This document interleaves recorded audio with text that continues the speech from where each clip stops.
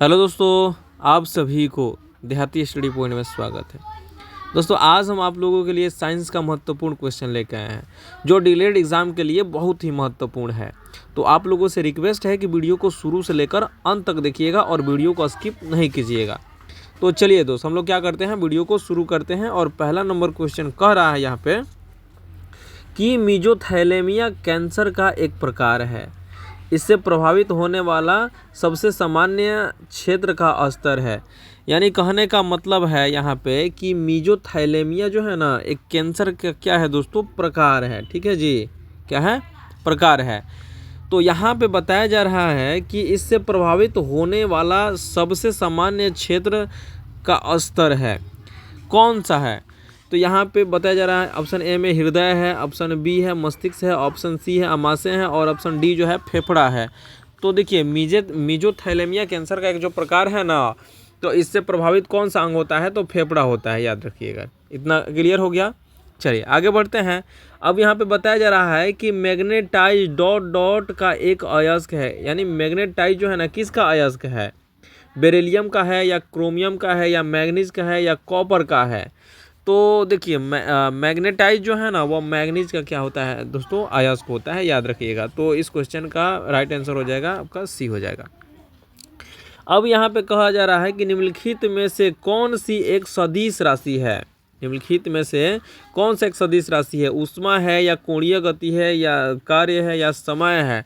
तो देखिए इसमें से जो है ना, कोणीय गति क्या है, एक सदिश राशि है, इतना याद रखिएगा।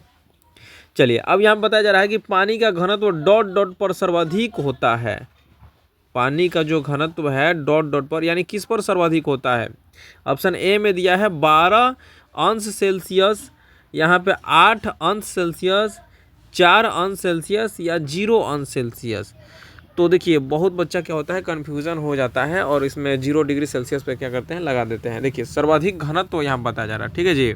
तो देखिए 4 अंश सेल्सियस पे क्या होता है, पानी का घनत्व सबसे ज़्यादा होता है, यानी 4 डिग्री सेल्सियस। ठीक है जी, चलिए आगे बढ़ते हैं।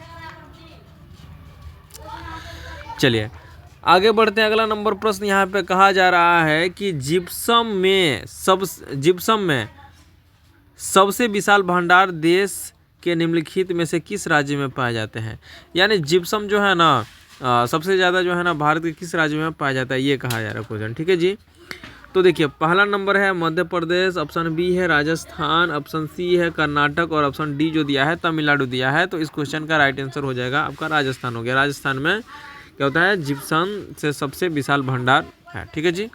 चलिए अगला नंबर प्रश्न यहाँ पे कहा जा रहा है कि जस्ता तथा पारा क्या है, एक अपरूप है या विरल मृदा तत्व है या साधारण तत्व है या ट्रांजिशन तत्व है। तो देखिए जस्ता तथा पारा जो है ना, एक ट्रांजिशन तत्व है, याद रखिएगा। अब 61 नंबर क्वेश्चन कहा जा रहा है कि पौधों में श्वसन होता है, यानी पौधों में कब श्वसन होता है, केवल रात में होता है, केवल दिन में होता है, केवल प्रातः के समय होता है या दिन में भी और मुख्यतः रात में भी। तो देखिए पौधे जो श्वसन करते हैं दिन और रात दोनों में भी श्वसन करते हैं। जिस तरह हम लोग श्वसन करते हैं ना, ठीक उसी प्रकार ये लोग भी श्वसन करते हैं। तो इस क्वेश्चन का राइट आंसर हो जाएगा आपका डी हो जाएगा। चलिए अगला नंबर प्रश्न यहाँ पे कहा जा रहा है कि पौधों में जल का एक महत्वपूर्ण घटक है जो भाग लेता है। पौधों में जल एक महत्वपूर्ण घटक है जो भाग लेता है। यहाँ पे ऑप्शन ए में दिया है उत्स्वेदन में, ठंडा होने में, प्रकाश संश्लेषण में, श्वसन में। तो याद रखिएगा प्रकाश संश्लेषण में ही क्या होता है कि जल भी भाग लेता है। ठीक है जी। अब यहाँ पे अगला नंबर, यहाँ पे प्रश्न कहा जा रहा है कि पुराने तेल चित्रों के रंगों को फिर से उभारने के लिए निम्न का उपयोग किया जाता है। पुराने तेल चित्रों के रंगों को फिर से उभारने के लिए निम्न में से कौन सा उपयोग किया जाता है। यहाँ पे nitric acid, hydrogen peroxide, option C में सोडियम नाइट्रेट दिया गया है और यहाँ पे क्लोरीन दिया गया है। तो देखिए इस क्वेश्चन का राइट आंसर हो जाएगा आपका बी हो जाएगा, हाइड्रोजन पेरोक्साइड। ठीक है जी। चलिए आगे बढ़ते हैं। अगला नंबर यहाँ पे प्रश्न कहा जा रहा है यहाँ पे कि ध्वनि तरंगों को विद्युत तरंगों में परिवर्तित करने वाले यंत्र को कहते हैं। यानी ध्वनि तरंगों को विद्युत तरंगों में परिवर्तित करने वाले यंत्र का नाम क्या है यहाँ पे। अब यहाँ पे माइक्रोटोम, लाउड स्पीकर, माइक्रोफोन और मैग्नेटोमीटर है। तो देखिए ध्वनि तरंगों को विद्युत तरंगों में परिवर्तित करने वाले यंत्र का नाम जो है ना माइक्रोफोन है। ठीक है जी, चलिए इतना हो गया। अब अगला नंबर प्रश्न देखिए, यहाँ पे कहा जा रहा है कि निम्नलिखित में से, यहाँ पे क्या कहा जा रहा है दोस्तों, निम्नलिखित में से कौन प्रोटोनलीय एंजाइम है, प्रोटोनलीय एंजाइम है।